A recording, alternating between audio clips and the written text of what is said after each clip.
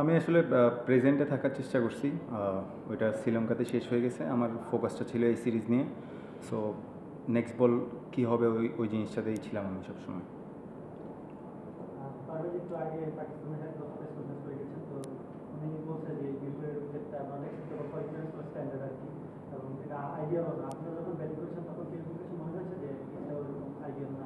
না, এমন কিছু তো ফিল হয়নি, কারণ হচ্ছিল আপনি যদি দেখেন আমরা 110 রান করছি, 16 ওভার করছি না, 16 ওভারে করছি। সো আমরা যদি 20 ওভারও খেলতাম তাহলে 160 এখানে করতে পারতাম। সো আমার থেকে মনে হয়নি যে এটা ওইরকম হইতে পারে। হইতে পারে যে ওরা অ্যাডজাস্ট করতে পারেনি, সো আমরা অ্যাডজাস্ট করার চেষ্টা করছি এখানে। আগের দিন তানজিদ শ্রীলঙ্কায় তানজিদ হচ্ছে 70 অড রান করেছিল, আজকে আপনি করলেন। একটা আলোচনা আছে আমাদের মধ্যে যে যেদিন আপনি ফেল করেন সেদিন তানজিদ বড় ইনিংস খেলেন, যেদিন তানজিদ ফেল করেন আপনি বড় ইনিংস খেলেন। আপনাদের মধ্যে আসলে এই ব্যাপারটা কেমন?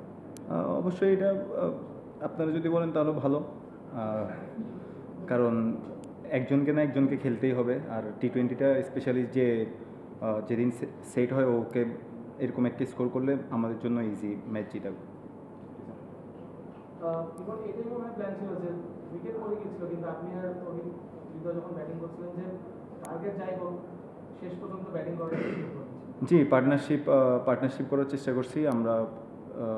এই ইন্টেন্ট ভালোই ছিল, আমাদের কথা হচ্ছিল যে ইন্টেন্টটা ঠিক থাকবে, কিন্তু আমাদের রিস্কলেস যত ভালো খেলা যায় আর কি। মুস্তাফিজের বোলিং সম্ভবত আজকে সবচেয়ে কম রান দিয়েছে 4 ওভারে বাংলাদেশের জন্য, 6 রান 2 উইকেট।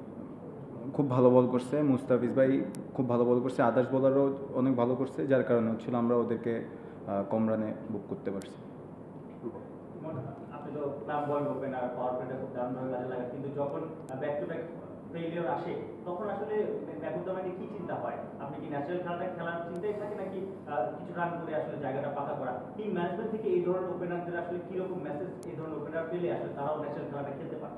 আসলে যখন ব্যাক টু ব্যাক উইকেট আসে তখন স্বাভাবিক যে কোনো টিমের একটু প্রেশার ইয়েটা আসে। তো আমাদের প্ল্যানিংটা থাকে হচ্ছিল ছোটো একটা পার্টনারশিপ করা, ইন্টেন্ট ঠিকই থাকবে কিন্তু হচ্ছিল ছোটো একটা পার্টনারশিপ করে ইনিংসটা বিল্ড করা।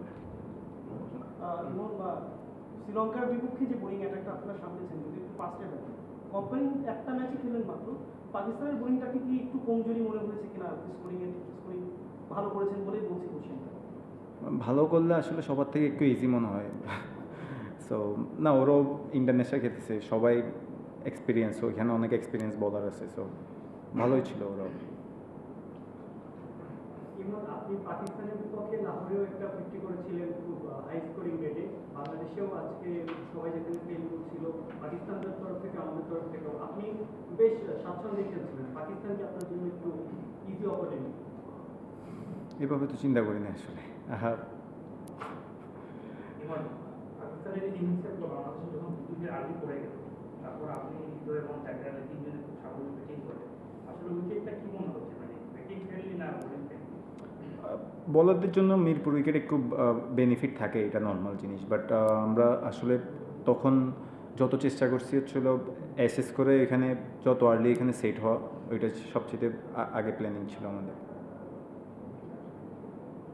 কত ছক্কা আপনার 5টা, 5 মাস্টারটা অন দিয়ে আপনি মারলেন, আর শুরু থেকে একটা 106 ছিল। সবচেয়ে বেশি এনজয় করছেন কোন ছক্কাটা? 100 ছয় যেটা মারছি এটা।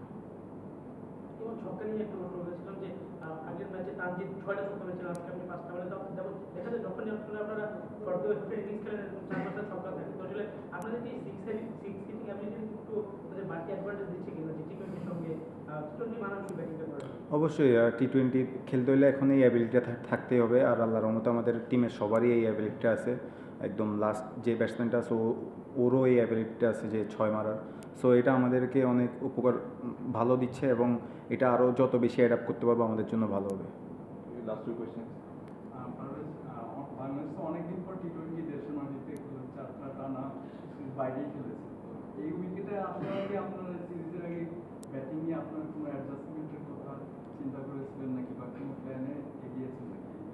জি অবশ্যই, আমাদের প্ল্যান ছিল এখানে ম্যাচ ডেতে হচ্ছিল যত আর্লি আমরা উইকেটটা অ্যাসেস করতে পারবো, তো আমাদের জন্য তত ভালো হবে। সো আমরা আজকে খুব ভালো অ্যাসেস করছি। 2টা উইকেট আর্লি পড়তে পারে, এটা স্বাভাবিক T20 ক্রিকেট, বাট আমরা আদার্স যারা ব্যাটিং করছি আমরা উইকেটটা ভালো অ্যাসেস করছি। বাউন্সটা কি ভালো ছিল সব খেলায়? জি, ইভেন বাউন্স ছিল, ওরকম ইভেন 1-2টা হইতেই পারে ওইখানে।